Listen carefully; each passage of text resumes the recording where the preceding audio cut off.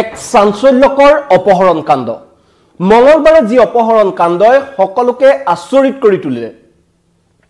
সিনেমাৰ কায়দাৰে গুৱাহাটীৰ পান বজাৰত এখন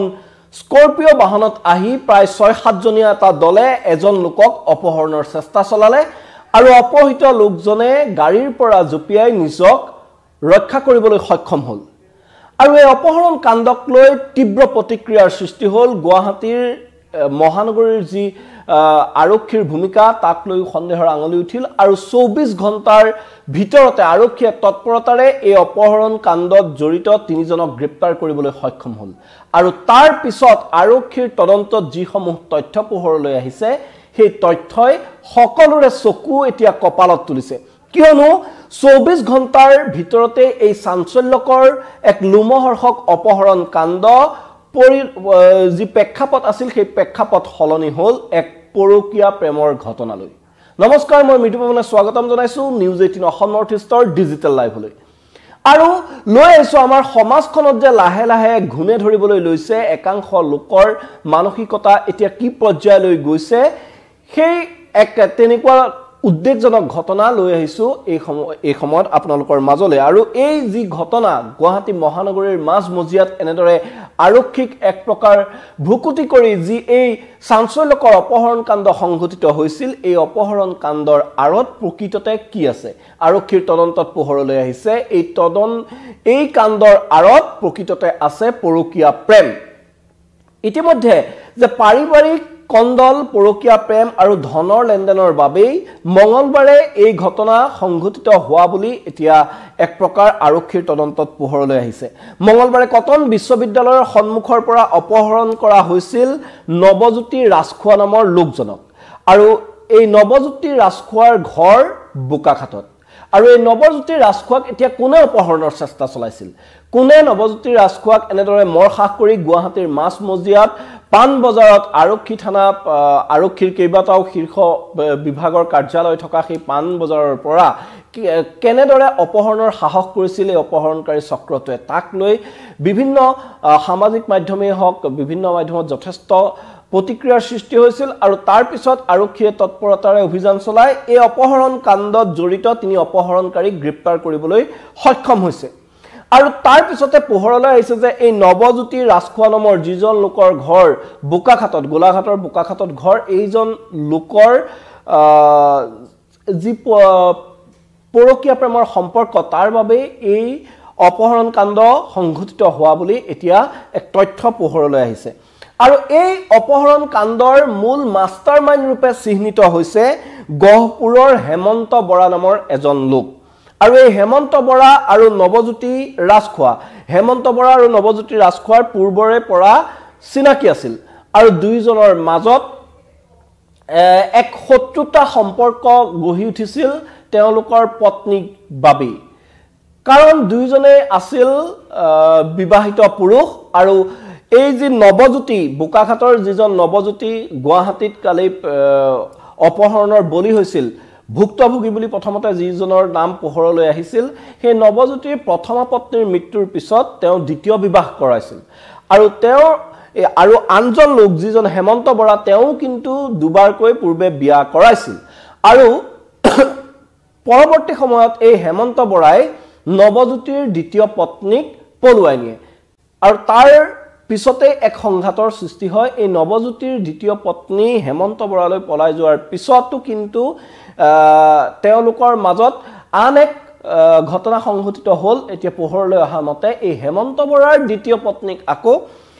নৱজ্যোতি ৰাজখোৱাই পলুৱাই অনাৰ সন্দেহ কৰিছিল হেমন্ত বৰাই যি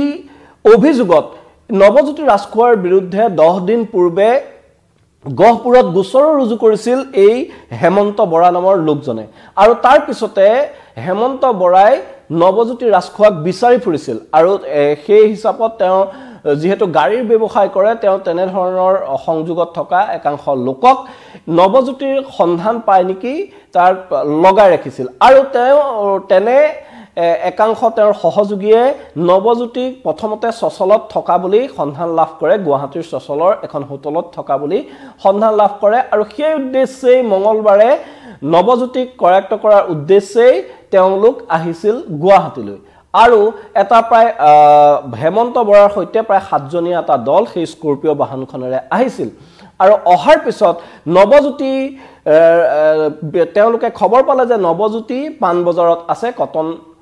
বিশ্ববিদ্যালয়ৰ ওচৰত আছে আৰু সেই কথা গম পাই তেওঁলোকে সেই স্থানলৈ গৈ নৱজ্যোতিক অপহৰণৰ চেষ্টা চলালে আৰু এই যি ঘটনাৰ এক চাঞ্চল্যকৰ সিসিটিভি ভিজুৱেল পোৱা গৈছে আৰু এই সিসিটিভি ভিজুৱেলত এটা কথা কিন্তু স্পষ্ট হৈছে যে নিকিতা কোট এগৰাকী মহিলাৰ সন্ধান বিচাৰিছে সেই অপহৰণকাৰীৰ দলটোৱে এক কথাত সেই যি নিকিতাৰ নামটো চৰ্চালৈ আহিছে সেই গৰাকী মহিলাই এই হেমন্ত বৰাৰ দ্বিতীয় পত্নী আৰু যি গৰাকী মহিলাক নৱজ্যোতি ৰাজখোৱাই পলুৱাই অনাবলৈ সন্দেহ কৰিছিল হেমন্ত বৰাই আৰু সেই কাৰণে হেমন্ত বৰাই এক প্ৰকাৰ অপহৰণ কৰি সেই তেওঁৰ দ্বিতীয় পত্নীৰ সন্ধান চলাইছিল আৰু অপহৰণৰ চেষ্টা চলাইছিল পত্নী সন্ধান দিবলৈ দাবী কৰিয়ে এনেধৰণে অপহৰণৰ চেষ্টা চলাইছিল বুলি এতিয়ালৈকে আৰক্ষীৰ তদন্তত পোহৰলৈ আহিছে আৰু এই যি 10 দিনৰ পূৰ্বে গোচৰ ৰুজু হৈছিল তাৰ পিছতে হেমন্ত বৰাই নৱজ্যোতিক বিচাৰি আছিল আৰু বিচাৰি থকাৰ পিছতে যেতিয়া গুৱাহাটীত সন্ধান পালে তাৰ পিছত তেওঁলোকে তেনেদৰে দলে বলে আহি নৱজ্যোতিক অপহৰণৰ চেষ্টা চলাইছিল কিন্তু উলুবাৰীৰ ওচৰ পাওঁতেই তেওঁলোকৰ বাহনৰ দুৰ্ঘটনা হয় আৰু সেই দুৰ্ঘটনাৰ সময়তে সুবিধা বুজি গাড়ীৰ পৰা জপিয়াই নৱজ্যোতিয়ে নিজকে ৰক্ষা কৰাৰ চেষ্টা চলালে আৰু তাৰ পিছতে এই ঘটনা পোহৰলৈ আহিল আৰু ইতিমধ্যে এই যে অপহৰণ কাণ্ডৰ মূল মাষ্টাৰমাইণ্ড আছিল হেমন্ত বৰা তেওঁক কিন্তু সন্ধান উলিয়াবলৈ আৰক্ষী সক্ষম হোৱা নাই এই হেমন্ত বৰাই নিকিতা নামৰ যিগৰাকী তেওঁৰ দ্বিতীয় পত্নী সেই পত্নীৰ সন্ধানত পত্নীক পলুৱাই অনা বুলি নৱজ্যোতি মহন্তক অপহৰণৰ চেষ্টা চলাইছিল তাৰ সমান্তৰালকৈ আন এক এংগুলো আছে যে তেওঁলোকৰ মাজত পূৰ্বৰ পৰা কোনো ধনৰ লেনদেন থকাৰো এক অভিযোগ আছে ধনৰ লেনদেন হোৱাৰো এক অভিযোগ আছে সেই সন্দৰ্ভত আৰক্ষীয়ে তদন্ত আগবঢ়াই নিছে কিন্তু যি অপহৰণ কাণ্ডৰ মূল মাষ্টাৰমাইণ্ড হেমন্ত বৰা এই হেমন্ত বৰাই কিন্তু এই নৱজ্যোতি ৰাজখোৱা নামৰ লোকজনৰ দ্বিতীয় পত্নীক পলুৱাই নিছিল আৰু তাৰ পিছত হেমন্ত বৰাৰ দ্বিতীয় পত্নীক আকৌ নৱজ্যোতিয়ে পলুৱাই অনা বুলি সন্দেহ কৰিয়ে তেওঁৰ বিৰুদ্ধে এনেদৰে আক্ৰমণমূলকভাৱে অভিযান চলাইছিল এক প্ৰকাৰ সৰা মাফিয়া ৰাজ চলোৱাৰ দৰে সিনেমাত মাফিয়াৰ গুণ্ডাৰাজ চলোৱাৰ দৰে হেমন্তই যেন এক প্ৰকাৰ সমগ্ৰ ঘটনাৰ পৰিকল্পনা ৰচিছিল আৰু তাৰ পিছত এনেদৰে অপহৰণৰ চেষ্টা যেতিয়া বিফল হ'ল তাৰ পিছত ৰহস্যজনকভাৱে হেমন্ত বৰা পলায়ন কৰিলে কিন্তু এই সমগ্ৰ ঘটনাৰ মূল যোগসূত্ৰ যিগৰাকী নিকিতা বুলি কোৱা হৈছে মহিলা তেওঁ ৰহস্যজনকভাৱে পাণবজাৰ থানালৈ গৈ তাত তেওঁ এটা ষ্টেটমেন্ট দিলে যে তেওঁ কোনো পলুৱাই অনা নাই তেওঁ স্বইচ্ছাৰে তেওঁ স্বামী হেমন্ত বৰাক এৰি তেওঁ গুচি আহিছে আৰু তেওঁ নৱজ্যোতি ৰাজখোৱাই পলুৱাই অনা নাই তেওঁ স্বইচ্ছাৰে আহিছে আৰু হেমন্ত বৰাৰ বিৰুদ্ধে পত্নীয়ে উত্থাপন কৰিলে মাৰ ধৰ তথা বিভিন্ন ধৰণৰ শাৰীৰিক মানসিক অত্যাচাৰ চলোৱা বুলি তেওঁ অভিযোগ উত্থাপন কৰিলে আৰু এই যি ষ্টেটমেন্ট তেওঁ পাণবজাৰ মহিলা আৰক্ষী থানাত প্ৰদান কৰিলে কিন্তু তাৰ পিছত আন এক ৰহস্যজনক ঘটনা হৈছে যে তাৰ পিছৰে পৰা কিন্তু সেই মহিলাগৰাকীৰ কোনো সন্ধান বৰ্তমানলৈকে নাই ইতিমধ্যে এই নৱ বৰাৰ যি গেং সেই নৱ বৰাৰ কিডনেপিঙৰ গেঙৰ তিনিজনক ধৰিবলৈ সক্ষম হৈছে আৰক্ষীয়ে এজন হল হিৰণজ্যোতি পাঠক এই হিৰণজ্যোতি পাঠকৰ ঘৰ বৰপেটাত আৰু মৃন্ময় দাস তেওঁৰ ঘৰ বৰপেটাত বিকাশ তালুকদাৰ ছয়গাঁৱৰ কুকুৰমাৰাত ঘৰ এই বিকাশ তালুকদাৰৰ এই তিনিজন অপহৰণকাৰী দলৰ সদস্যক ইতিমধ্যে আৰক্ষীয়ে গ্ৰেপ্তাৰ কৰিবলৈ সক্ষম হৈছে আৰু এই গেংটোৱে যি কটনৰ সন্মুখৰ পৰা জবৰদস্তি এখন স্কৰপিঅ বাহনত উঠাই লৈ যোৱাৰ চেষ্টা চলাইছিল এই নৱজ্যোতি ৰাজখোৱা নামৰ লোকজনক এই গেংটোৰ সিসিটিভিৰ ভিজুৱেলৰ ভিত্তিত আৰক্ষীয়ে তদন্ত চলাই এই তিনিজন লোক হিৰণজ্যোতি পাঠক বৰপেটাত ঘৰ মৃন্ময় দাস বৰপেটাত ঘৰ আৰু বিকাশ তালুকদাৰ ছয়গাঁৱৰ কুকুৰমাৰাত ঘৰ এই তিনিজনক গ্ৰেপ্তাৰ কৰিবলৈ সক্ষম হৈছে কিন্তু বৰ্তমানলৈকে আৰক্ষীয়ে যি মূল অভিযুক্ত আছে মাষ্টাৰমাইণ্ড হেমন্ত বৰা এই হেমন্ত বৰাক কিন্তু এতিয়ালৈকে গ্ৰেপ্তাৰ কৰিবলৈ সক্ষম হোৱা নাই তেওঁৰ কোনো সন্ধান লাভ কৰিবলৈ সক্ষম হোৱা নাই এই সন্দৰ্ভত আৰক্ষীৰ এক ভাষ্য আছে আমাৰ হাতত সেই ভাষ্য আমি কিছু আপোনালোকক শুনাই ল'ব বিচাৰিছো তদন্ত কি দৰে আগবাঢ়িছে তদন্তত কি লাভ কৰিছে আৰক্ষীৰ ভাষ্য আছে সেয়া আমি শুনাই ল'ব বিচাৰিছো যোৱাকালি পাণবজাৰ থানাৰ অন্তৰ্গত আপোনাৰ কটন কলেজৰ সন্মুখৰ এখন ৰেষ্টুৰেণ্টত কেইজনমান দুষ্কৃতিকাৰীয়ে এজন ব্যক্তিক ফোৰ্সফুলি তেওঁলোকৰ এখন স্কৰপিঅ বাহনত উঠাই লৈ গৈছিলে কিন্তু আমাৰ উলুবাৰীৰ ওচৰত ট্ৰেফিক পাৰ্চনেল থকাৰ আৰু ট্ৰেফিক জেম থকাৰ কাৰণে তেওঁ অপহৰণকাৰী কবলৰ পৰা ওলাই আহিবলৈ সক্ষম হ'ল ইতিমধ্যে মই খবৰটো পাইছিলোঁ আৰু যেহেতু মই ওচৰতে আছিলোঁ মানুহজনক মই নিজে পাৰ্চনেলি উদ্ধাৰ কৰিলোঁ উদ্ধাৰ কৰি আমাৰ আৰক্ষী আয়ুক্ত শ্ৰীযুত পাৰ্থসাৰথী মহন্ত ছাৰৰ নিৰ্দেশত সম্পূৰ্ণ টেকনিকেলি এইডেড এটা আমি ইনভেষ্টিগেশ্যন কৰিছিলোঁ যাৰ ফলত আমি উইদিন 1 আৱাৰ গাড়ীখন আমি ডিটেক্ট কৰিছিলোঁ নাম্বাৰ পাইছিলোঁ গাড়ীখনৰ ফটোটো পাইছিলোঁ আৰু তাৰ পৰৱৰ্তী সময়ত আমি এই গোটেই কেছটোৰ যিটো মটিভটো উদ্ধাৰ কৰিবলৈ সক্ষম হৈছিলোঁ লগতে এই কেছটোত যিকেইজন ব্যক্তি ইনভলভ আছিলে তেওঁলোকৰো আমি আইডেণ্টিফাই কৰিছিলোঁ আৰু যোৱাকালি ৰাতি সেই আইডেণ্টিফিকেশ্যনৰ ওপৰত বেছ কৰি আমি 3জন ব্যক্তিক কৰায়ত্ব কৰিবলৈ সক্ষম হৈছোঁ তেওঁলোক হ'ল হিৰণজ্যোতি পাঠক বৃন্ময় দাস আৰু বিকাশ তালুকদাৰ এই তিনিওজনে ডাইৰেক্টলি ইনভলভ আছিলে এই গোটেই ঘটনাটোত আৰু যদি আপুনি মটিভ বুলি ক'ব যায় মটিভটো এনেকুৱা ধৰণৰ আছিলে যে নৱজ্যোতি পাঠক যিজন আমাৰ ভিক্টিম আছিলে সেই ভিক্টিমৰ যিগৰাকী আপোনাৰ ছেকেণ্ড ৱাইফ তেখেতৰ ফাৰ্ষ্ট ৱাইফ ঢুকাইছিলে ছেকেণ্ড ৱাইফ হেমন্ত বৰাৰ লগত আপোনাৰ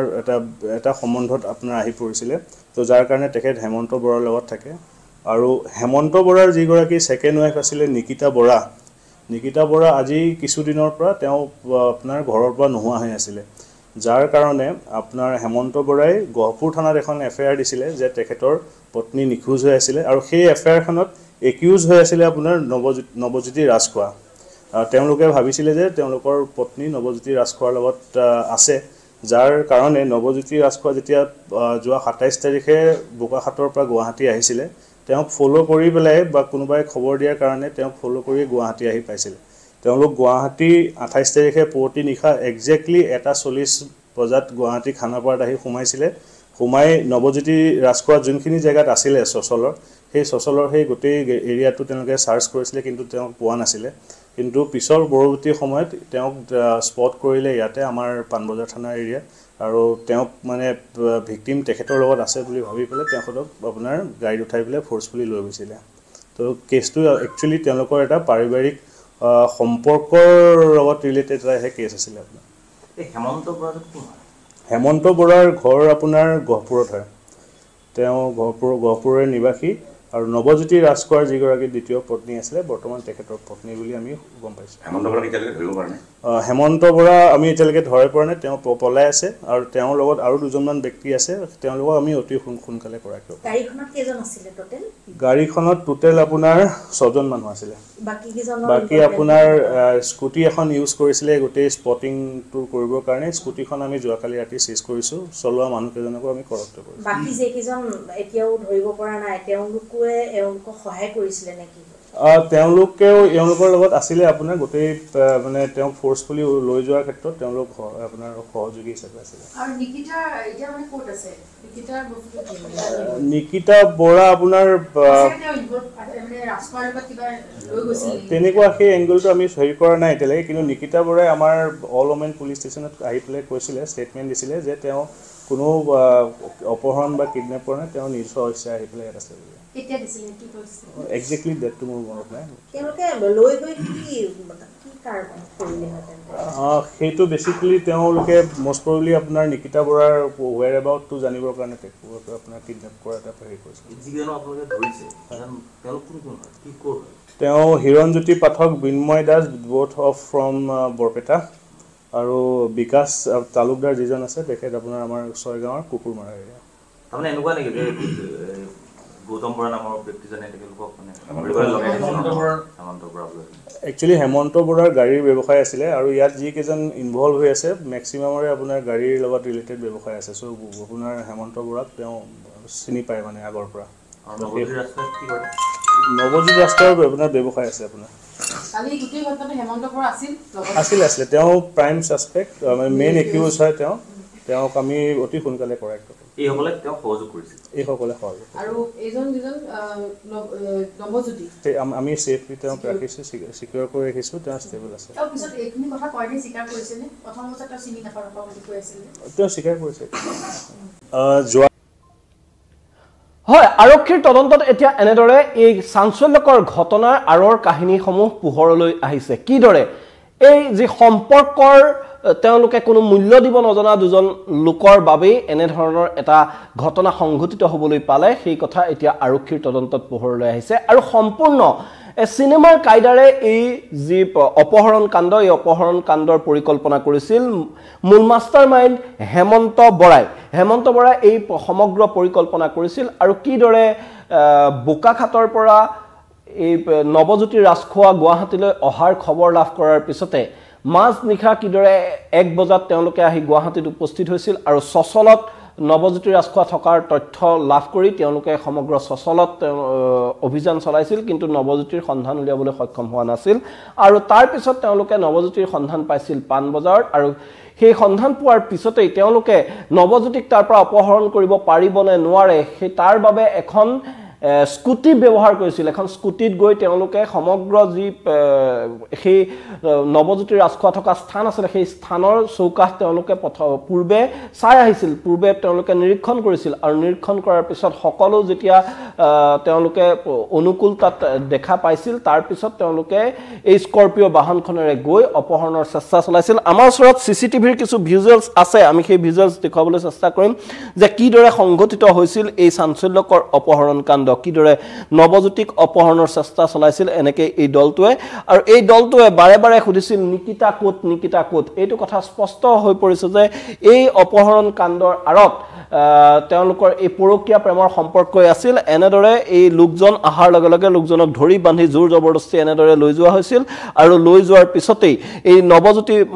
নৱজ্যোতি যি ৰাজখোৱা আছে নৱজ্যোতিৰ ৰাজখোৱাক এনেদৰে লৈ গৈ স্কৰপিঅ বাহনখনত উঠাই লৈ যোৱা হৈছিল আৰু এই সমগ্ৰ ঘটনা প্ৰত্যক্ষ কৰি একাংশ তাৰ প্ৰত্যক্ষদৰ্শীয়ে আৰক্ষীক খবৰ দিয়ে আৰু তাৰ পিছতে অভিযান চলিছিল অভিযান চলাৰ পিছত আৰক্ষীয়ে যিখন অপহৰণ কাণ্ডত ব্যৱহৃত যিখন বাহন আছিল স্কৰপিঅ বাহন সেই বাহনখনৰ প্ৰথমতে তেওঁলোকে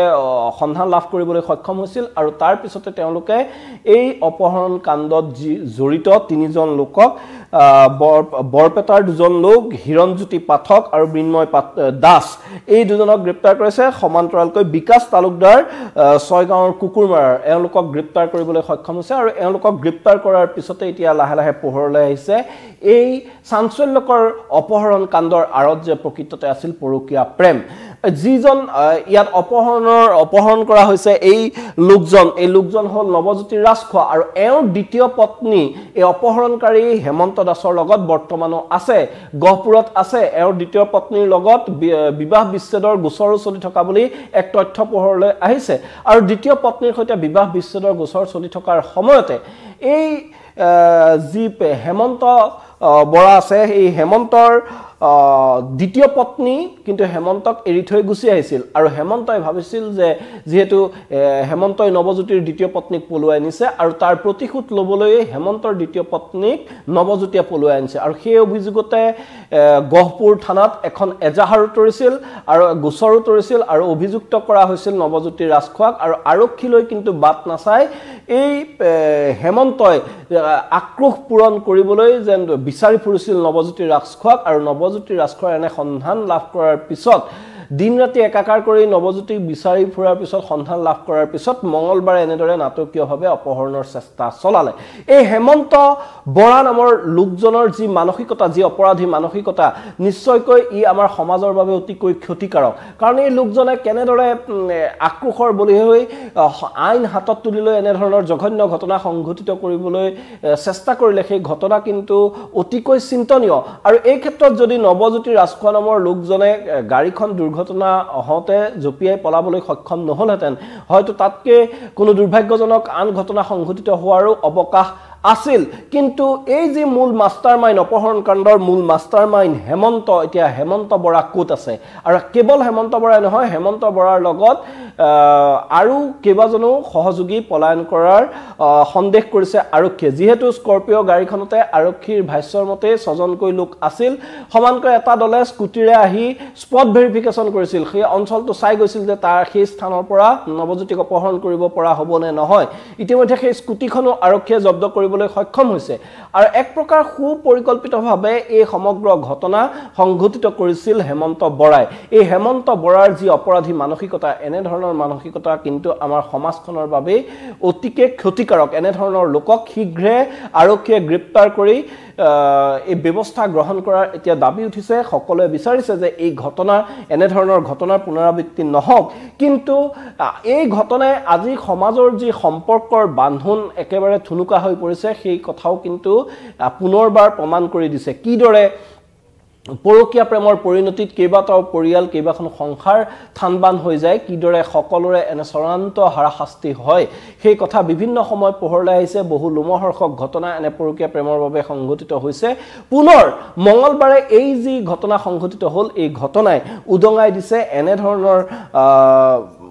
যি সম্পৰ্ক এই সম্পৰ্কবোৰে আমাৰ সমাজখনক এতিয়া এক প্ৰকাৰ কেনে বিপদৰ মুখলৈ ঠেলি দিছে সমাজত যে একাংশ লোকৰ এনে অপৰাধ মানসিকতাৰ বাবে এতিয়া সাধাৰণ লোকৰ সুৰক্ষা নোহোৱা হৈছে সেই কথাও নিশ্চিত আৰু এই কথা ক'ব লাগিব যে নৱজ্যোতি ৰাজখোৱা বোকাখাটৰ যিজন লোক তেওঁ প্ৰকৃততে নিকিতাৰ সৈতে সম্পৰ্ক আছিলে নে নাই আৰু হঠাৎ নিকিতা আহি পানবজাৰ থানাত কিয় নিজে আহিছো বুলি তেওঁ এক ষ্টেটমেন্ট দিলেহি আৰু তাৰ পিছত নিকিতা কোট অন্তৰ্ধান হ'ল তাক লৈ যথেষ্ট ৰহস্যৰ এতিয়া সৃষ্টি হৈছে এটা নিকিতাৰ সন্ধান ওলাবনে নাই হেমন্ত বৰাৰ সন্ধান ওলাবনে নাই সেয়া তালৈ আমি অপেক্ষা কৰিব লাগিব আৰু এওঁলোকক গ্ৰেপ্তাৰৰ পিছত হয়তো এই ঘটনাৰ আৰু কিছু ৰহস্যজনক তথ্য পোহৰলৈ আহিব পাৰে কিন্তু এই ঘটনাই আমাৰ সমাজখনৰ যে এক স্খলন ঘটিছে সেই কথা পুনৰবাৰ প্ৰমাণ কৰি গ'ল আৰু হেমন্ত বৰাক গ্ৰেপ্তাৰ আৰক্ষীয়ে কৰিবলৈ সক্ষম হয় নে নহয় আৰু গ্ৰেপ্তাৰৰ পিছত কেনে ধৰণৰ তথ্য এই ঘটনাক লৈ পোহৰলৈ আহে সকলো খবৰ আমি আপোনালোকক দি যোৱাৰ চেষ্টা কৰিম এই মুহূৰ্তত মই বিদায় মাগিছো ধন্যবাদ